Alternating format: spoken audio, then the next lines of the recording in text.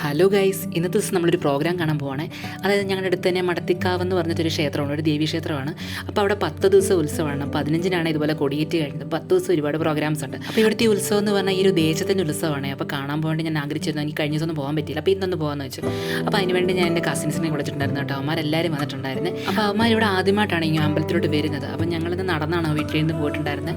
അപ്പോൾ ഞങ്ങൾ അവിടെയൊക്കെ ചെന്നപ്പോൾ ഒരു 9 മണിയൊക്കെ ആകാറായിട്ടുണ്ടായിരുന്നു. അപ്പം ചെന്നപ്പോൾ ഇതുപോലെ കൈകൊട്ടിക്കളി ഉണ്ടായിരുന്നു. അപ്പോൾ അത് കാണാമെന്ന് വെച്ചിട്ടുണ്ടായിരുന്നു. അങ്ങനെ ഞങ്ങൾ നേരെ അവിടെ ചെന്നിരുന്നു. അപ്പോൾ കുറച്ച് നേരം കഴിഞ്ഞപ്പോൾ ഇതുപോലെ പ്രോഗ്രാം സ്റ്റാർട്ട് ചെയ്തു. പക്ഷേ അതല്ല, അതിനിടയ്ക്ക് തന്നെ ഇതുപോലെ മഴ പെയ്യുന്നുണ്ടായിരുന്നു കേട്ടോ. അപ്പം ചെറുതായിട്ട് രീതിയിലേ ഉള്ളൂ, പക്ഷെ കുഴപ്പമില്ല. അങ്ങനെ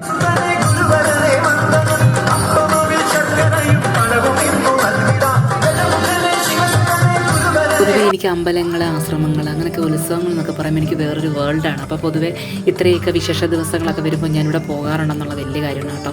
അപ്പോൾ ഒരു വല്ലാത്തൊരു ഇഷ്ടമാണ് ഇതുപോലെ ഉത്സവങ്ങളിലൊക്കെ പോകാമെന്ന് പറഞ്ഞാൽ. ഒരു വൈബിനല്ല, അതല്ലാതെ എന്തോ ഒരു സംതിങ് ആണോ. അങ്ങനെ കുറച്ച് നേരം പ്രോഗ്രാം കണ്ടുകൊണ്ടിരുന്നു കേട്ടോ. അപ്പോൾ അതിന് ശേഷമാണെങ്കിൽ ഇതുപോലെ കരോക്കെ ഗാനമേളയുണ്ട്, അതും കാണാം.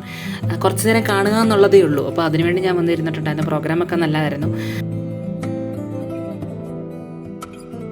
പൊതുവേ ഈ ഉത്സവ സ്ഥലങ്ങളൊക്കെ നമ്മുടെ ഫ്രണ്ട്സിൻ്റെ കൂടെയും അതുപോലെ കസിൻസിൻ്റെ കൂടെയൊക്കെ പോകാമെന്ന് പറഞ്ഞാൽ വേറെ വൈബല്ലേ ഗൈസ്.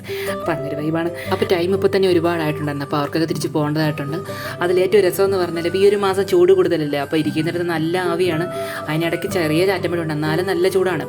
അങ്ങനെ പിന്നെ കുറച്ച് കഴിഞ്ഞ് പ്രോഗ്രാമൊക്കെ ഏകദേശം കണ്ടു. എന്നിട്ട് ഞങ്ങൾ നേരെ വീട്ടിലേക്ക് പോയിരുന്നു. അപ്പോൾ വരുന്ന വഴിക്ക് ഇതുപോലെ ഫണ്ണി മൊമെൻറ്റ്സ്. അപ്പോൾ എനിക്ക് ഇതുപോലെ ക്ലാസ് ടൈമിലൊന്നും എനിക്ക് ഇങ്ങനത്തെ ഒരു പ്രോഗ്രാമൊന്നും പോകാനേ പറ്റിയിട്ടില്ല. ഭയങ്കര റെയറായിട്ടേ ഉള്ളൂ.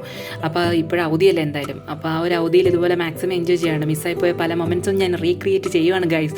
അങ്ങനെ പിന്നെ പ്രോഗ്രാംസ് എല്ലാം കണ്ടിട്ട് ഞങ്ങൾ നേരെ വീട്ടിലേക്ക് പോയിരുന്നു കേട്ടോ. അപ്പോൾ എല്ലാവരും ബൈക്കിലാട്ടോ വന്നത്. ബൈക്കെല്ലാം വീട്ടിൽ വെച്ചിട്ട് ഞങ്ങൾ നടന്നാണ് പോകുന്നത്, ഒരു വെറൈറ്റി ആയിക്കോട്ടെ എന്ന് വെച്ചിട്ട്. അങ്ങനെ പിന്നീട് അത് നേരെ തിരിച്ച് വീട്ടിലേക്ക് പോയിരുന്നു. അങ്ങനെ ആശ്രമത്തിന് ഇത് ഭഗവാനെ കണ്ട് പോകാനത് തുറക്കമാണ് കേട്ടോ.